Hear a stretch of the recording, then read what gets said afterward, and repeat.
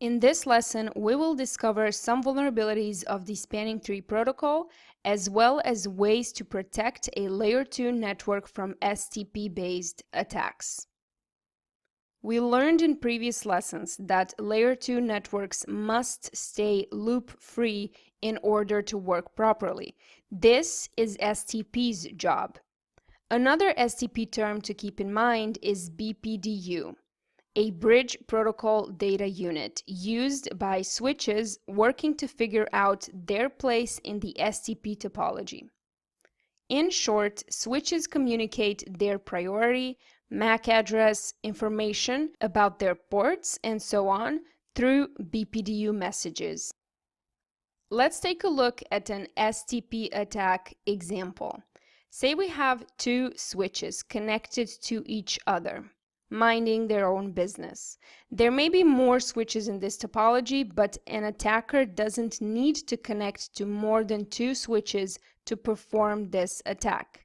So if he or she connects to two switches and one of them is root, the attacker can just send out bpdus which claim he has a lower priority than the current root.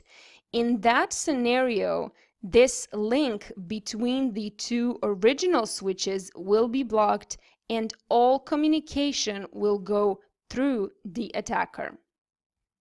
This, of course, is a textbook example of a man-in-the-middle attack. How do we prevent this, you might wonder?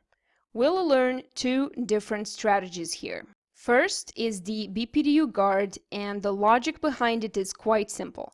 bpdu messages are exchanged only between switches. It only makes sense that switches are the ones to send them and receive them. So if we notice a PC sending a bpdu, something is wrong there. How will we achieve this? Well, we already know which ports are reserved for endpoints. We call those ports access ports.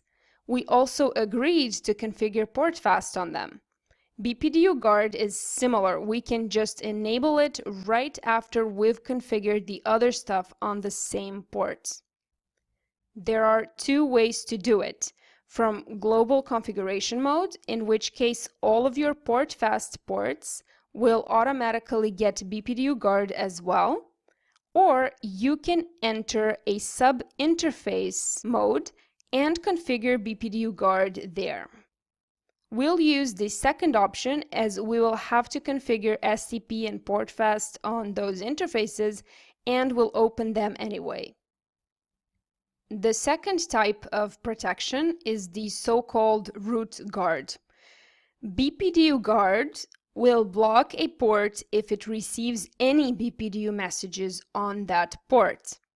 But root guard is protecting against someone trying to become root.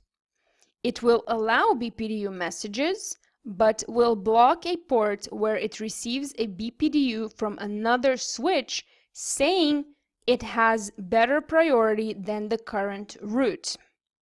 The configuration is simple.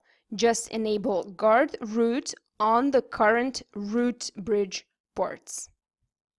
If you remember the root secondary command, we used root primary on the switch we picked to be root. But if you want to pick a backup, you can configure root secondary. Well, if you have this in your network, a root primary and a root secondary, you might want to skip the port on your root bridge where that secondary root connects. For example, if we take this topology right here and say that the top two switches are primary and secondary. The one on the left is root and the one on the right is secondary. We will configure root guard only on root bridges interfaces facing south, or these distribution layer switches. But then there is an argument that if you ever need the secondary switch, It probably means that the root bridge has failed. So if it's dead, it can't block the port because someone else wants to be root anyway.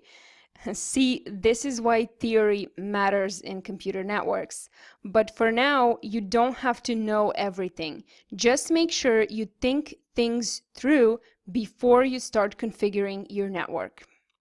Okay, hopefully this was clear enough. Let's go to the exercise.